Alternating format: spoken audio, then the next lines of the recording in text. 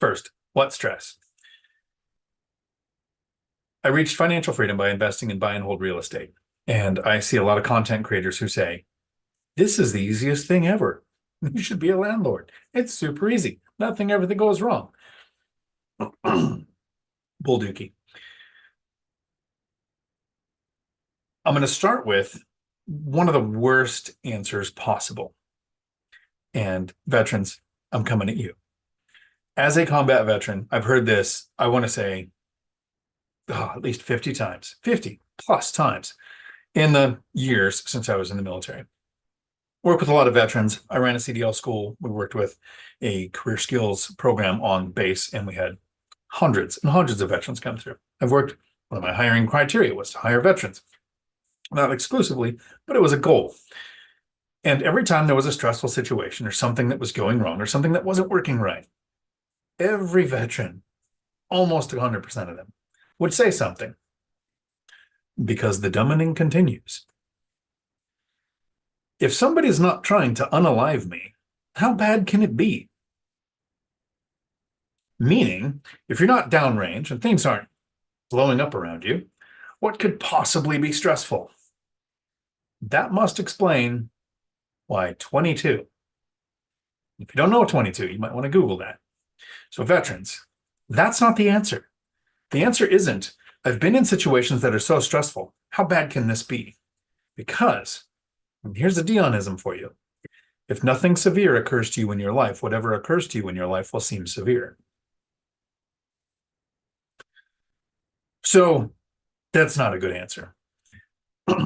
As a landlord, as a single parent, and as a human, what stress? What could we possibly stress out about? Money, changing regulations, what it's like to be a parent, whether you're a single parent or not.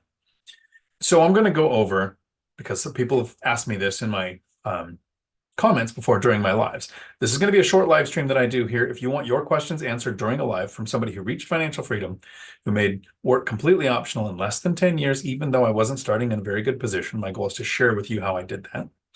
You can come on Tuesday afternoons at 4 p.m. Pacific, and I will answer all of the questions that you have. Live streams generally go on a couple of hours. But in this one, I just want to cover, how do I manage stress? And I hear this from a lot of people that I interact with, that I never seem to be stressed. And there is something from the military there, that if you have had any kind of NCO training or officer training, that you're going to be in charge of people, that you're going to ask to do dangerous things. So you need to seem at all times like you're not stressed, whether you are or not. That ability to fake it is often one of the problems with veterans. But how do I actually deal with stress? And I want to talk about being a landlord. We have tenants, toilets, termites. All of the things that can be great can be bad. And to deal with stress as a landlord, a lot of it comes from our systems, because we do not rise to the level of our goals. We fall to the level of our systems. The goal is financial freedom. The goal is to grow a real estate portfolio, to have a better retirement, to create generational wealth, whatever your actual long-term goal is when it comes to investing. And for me, being a landlord is a lot less spiky than being a stock investor or a crypto investor or running a business. So there actually could be more stress involved with those situations. I actually chose long-term buy and hold real estate because of the lower level of stress involved with that format of investing, even though it's not zero, it is lower. One of the things I do to help limit my stress as a landlord is to target properties that come with less stress. I don't want to invest in what landlords and investors call a war zone. Class D properties, places where the cops can't go to alone. They have to go in pairs or in quads. I don't want to invest in high-end properties. People who pay top dollar for rents generally want everything to go perfect all of the time, so everything that happens seems to be like a big event. Whereas I specifically target Class C rentals, working class. I worked in law enforcement until 2008. I like to rent to first responders, to teachers, to construction workers, to everybody who seems to, my perception, whether it's real or not, understand that when things go wrong, it's not the end of the world. So Class C properties, not in a war zone, not high end. One of the main reasons I use my binder system for setting the rents is because the binder system gets the tenants to ask for a rent increase. As a landlord, anytime you increase the rent, you're basically a jerk to the tenants. You'll be flamed on social media. You will have upset tenants who can leave or trash your property. But if you use the binder strategy, which is so effective, I made a free course for you. You can go to diontalk.com/binder and see a strategy that actually gets my tenants to ask me to raise the rent and be happy when I agree. Happy tenants don't trash your property. Happy tenants don't leave. And happy tenants tend to be a little more understanding when something goes wrong. So I invest specifically to help limit tenant turnover. I target properties that don't have high churn of tenants because that would add stress to your life. When I first started investing, I was a single parent with 3 kids. I was working full time. I had a side hustle. And my full-time job, as I was slowly demoted from instructor down to president of that CDL school I worked at, was 60 plus hours a week. So I wasn't investing in real estate to create another job, right? I'm an investor, not an entrepreneur. And I want to be very clear. Real estate investing is not passive. There's a lot of work that goes in the front end. Real estate ownership can be very close to passive, which is where the systems come in. One of those systems isn't what I do once I have the properties. It's how did I find the properties? I targeted properties that help limit tenant turnover, like being in a Class C area. If you are in a D war zone area with properties, you're going to have tenant turnover because tenants will move in from an area or out of state, not realizing how bad the area is, get there and realize what a D class area neighborhood is, and move away. If you're in a Class B or A high-end rental area and somebody is making $150,000, $200,000 a year and they lose their job, unemployment is not enough to pay their bills. And it's not easy to find a really quick replacement job when we have layoffs, which we do every time of year in January and February. So don't let that shock you. But if you have a Class C property where the rent is more manageable and you have people making $50,000 to $100,000 a year who can rent it and they go on unemployment is enough to pay the bills. And it's actually a lot easier to replace a $50,000 or $60,000 a year job as a tenant than it is that $150,000 or $200,000 job. Another reason why I targeted those Class C properties. Even when tenants lose their job, I haven't experienced tenant turnover or had to go through an eviction. I target properties where tenants want to stay. So I invest primarily in small multifamily, duplex, triplex, fourplex. So I own 18 rental units, and then out of that entire portfolio, only one of them is a single family house on a property by itself. The rest are small multifamily properties. But they're side-by-side units. Preferably, I do own one that's an over-under, but for the most part, I like side-by-side because you have less noise complaints. I do prefer to have fenced yards that are pet-friendly because people with pets don't tend to move.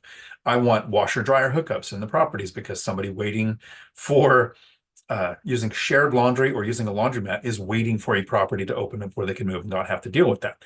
So I invest specifically in properties that are going to help lower my stress level in the future. Tenant screening is important. I've not much cared about income. I know people making 6 figures that are late on every bill. I mostly care about credit score and no evictions.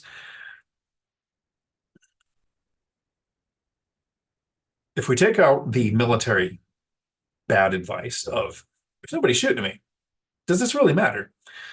The next dumbing continues statement I've heard is, just lower your standards. If you expect nothing, you are never disappointed.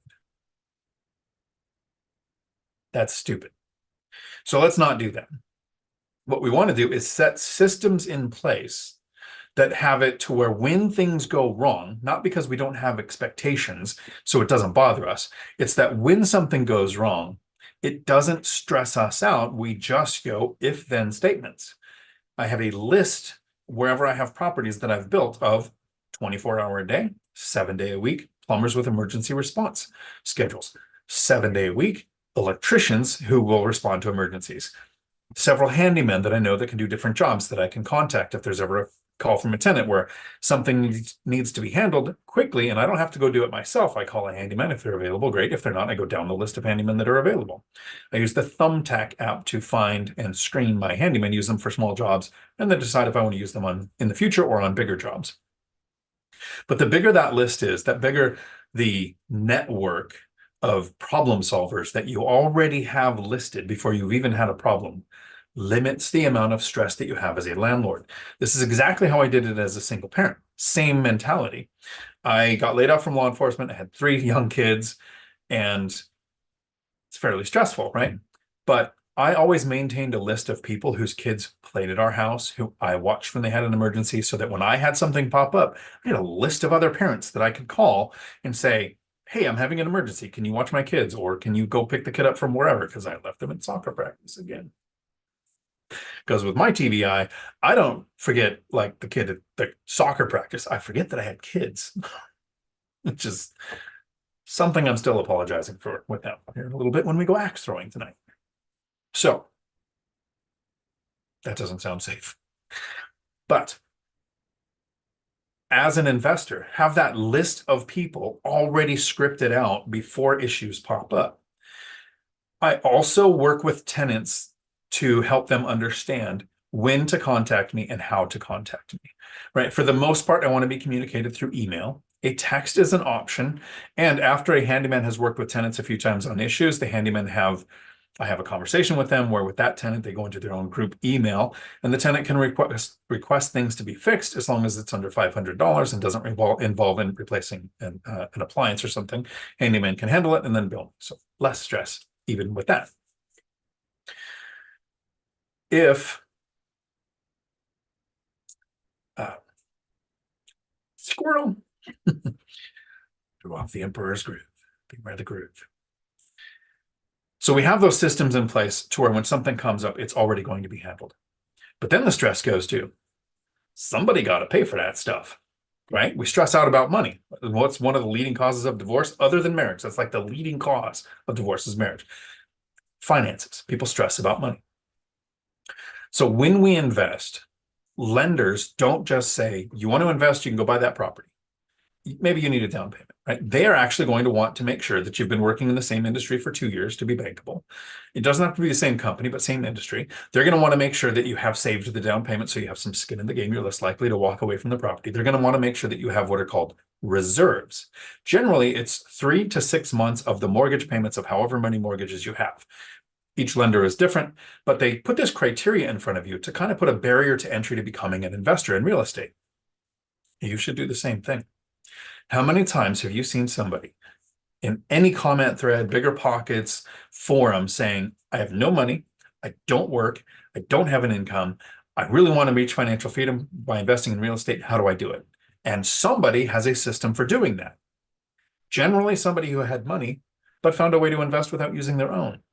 That doesn't mean you want to start when you don't have income, when you don't have reserves, when you don't have the ability to pay for problems when they pop up because they're going to.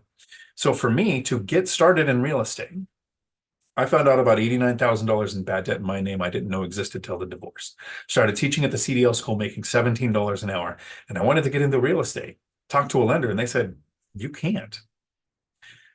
Unless you had something like rental income on your tax returns. Now, had I encountered an agent who understood DSCR loans, seller financing, some of the other more creative options out there, I might have gone a different path, but that wouldn't have stopped me from saving a down payment, saving money for immediate repairs, saving money for the agent fees that it takes to buy a property, saving money for those reserves, right? So for 2 years, I moved from my house into an apartment, rented the house out to get rental income on my tax returns, get past the debt to income, to then house hack a duplex. How much is your mortgage? When I moved into the duplex, my mortgage dropped to $300 a month. Imagine the lowered amount of stress when your housing expense goes down over $1,000 a month, just because you live in a duplex instead of a house. So house hacking was one way to alleviate the stress.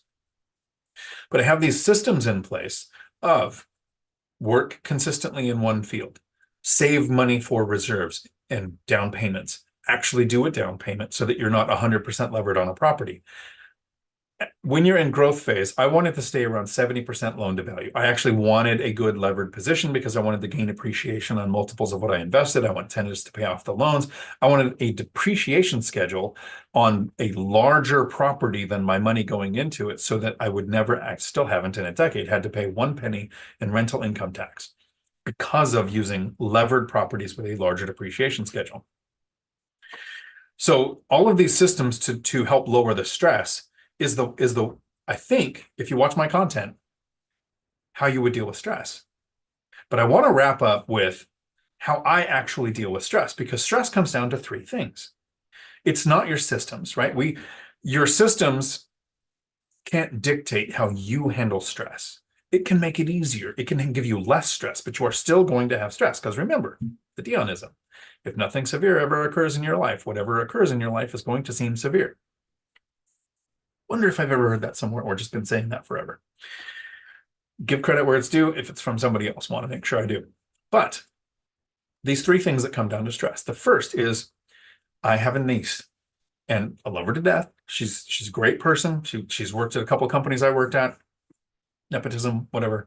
I hired her because I didn't have to treat her good because she was family. But she ate M&Ms all day long. Hardly ever saw her eat anything else. I mean, once in a while, maybe she would go eat lunch with somebody, but mostly at her desk, she had M&Ms.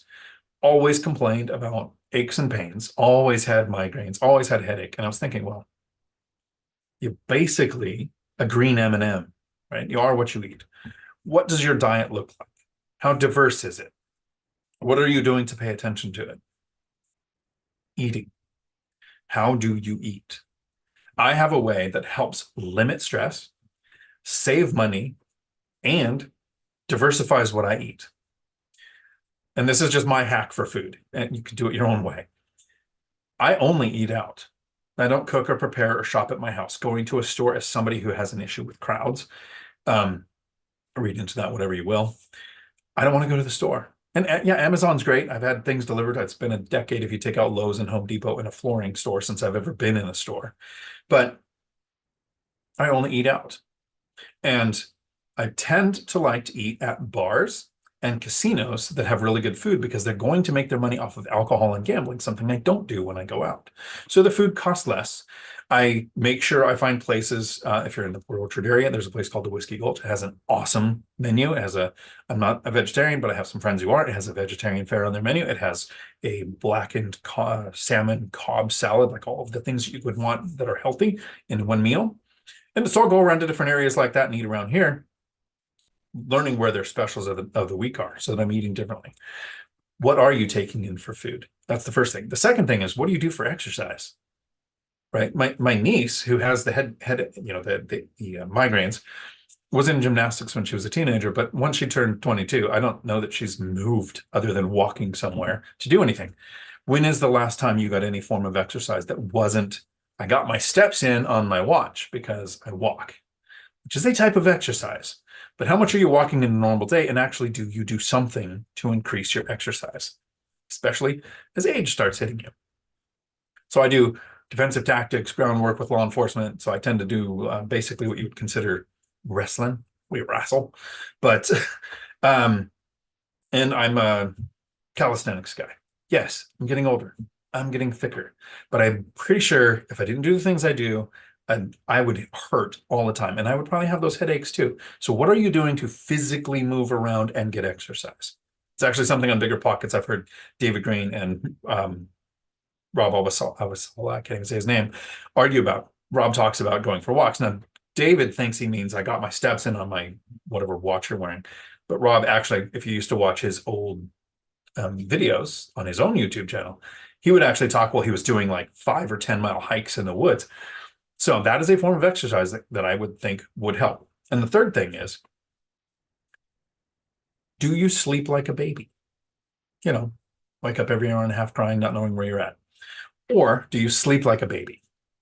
How much sleep are you getting? What is your before sleep routine? Is it staring at a blue screen on your phone, your tablet, your computer, watching something until you think you're finally tired enough to go to sleep, which makes it harder to sleep?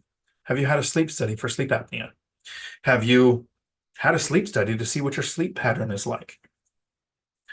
All of the things that it takes to eat right, to exercise, and to get the amount of sleep. Now here's the thing that I think is the hardest thing with dealing with stress, but it gets easier later. There is light at the end of the tunnel. I hate alarm clocks. I think it's one of the worst things we've ever come up with as a species.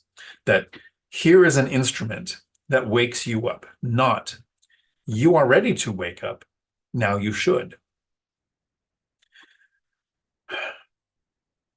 One of my goals for reaching financial freedom, and I have a video coming out soon on what does freedom look like to you.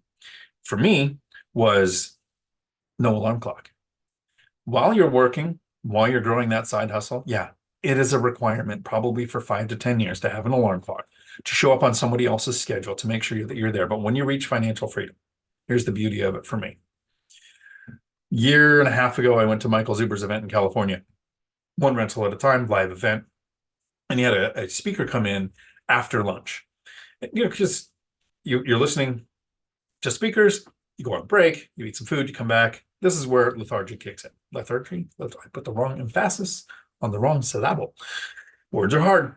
And to make sure, Mike Zuber pulled off a genius move here. He had a super energetic person come in and talk after lunch. And he probably resonated with 98% of the people there. But the part of his intro was talking about his morning, when you not a mantra where you say something in the morning, and I always forget the term right now when I'm trying to say it in a video. Figure that'd be in my notes on my phone, but it's not there. I love my memory. I haven't told you about it. It's just the worst thing about having a memory issue is have you shared it with anybody?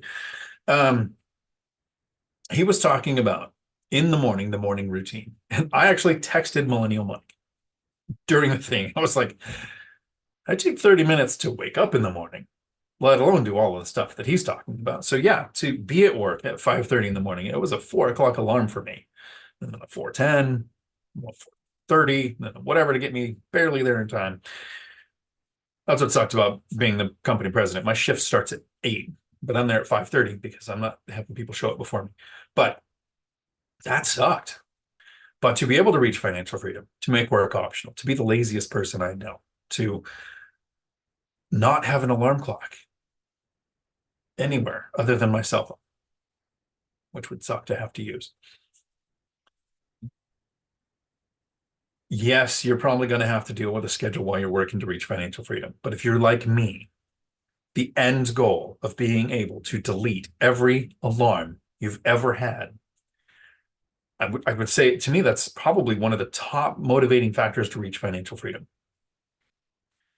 That's how I deal with stress. I don't take the military way. That doesn't work. It's a load of crap. I'm onto you guys. I know. I've said it 100 times during meetings myself too. Look, hey, calm your chesticles there. Nobody's trying to unalive us. Why are we all stressing out? But that doesn't mean the stress isn't real. It's just something funny to say in the moment. Put your systems in place, invest. Because right now, do you know who the most stressed person I know of is? And I'm gonna make a blanket statement about a category of people. The people who have only one source of income, it's their W-2 job. We're coming into a recession, and every year in January and February, a bunch of companies announce layoffs. How stressful is that? Versus, I go to the Tacoma FI meetup. Was that this week? Earlier this week. 2 friends are there in the meetup. Worked with one for years, known one for a couple of years now. Both of them got laid off recently. Both of them basically intimated, I was thinking about quitting in a little bit anyway. So I get laid off. That kind of actually works out in my thing, which might be self-justification, but I honestly think having investment strategy, one is a private money lender or is investing in notes, and the other is investing in rentals. To have those other sources of income to be able to go, yeah, I lost my job. That kind of sucks. I'm going to go goof off and maybe look for another job versus unemployment's not going to cover my bills. I have to find a job. My spouse is going to freak out. Everything blows up in your face. That's who I'm stressed out for. One of the easiest ways to eliminate stress, and I'm going to say this here at the end of this video because I'm going to be making a standalone video on this, on how to love your job and to know you love your job, is to not need it. The people who own the company that I worked at always treated me awesome. But here's a word for you. They treated me awesomer when it dawned on them that I don't need the money. And I was honestly working there because I enjoyed the work. The last 4 years I was there, I wouldn't even share this with everybody. I haven't touched a paycheck from this company in 4 years. It just goes into this account. I'll probably buy another rental with it because I'm living off of my investments. That made it an actual Probably not for the owners, but it made it an amazing place for me to work. I hope this video at least made you think. Remember, if you want your questions answered during a live stream, and I will look through the questions during the chat here. Hopefully you guys are all talking to each other, but I'm going to look through those. And if there's any questions, I will talk about Tuesday afternoons, 4 p.m. Pacific. Even next week, sorry, Futureland, if this doesn't make any sense, but next week is the One Rental at a Time event in Vegas. I'll be doing a live stream Tuesday from somewhere in Vegas. Until my next video, thanks for coming to my Dion Talk. Too many overshares for one video, I think.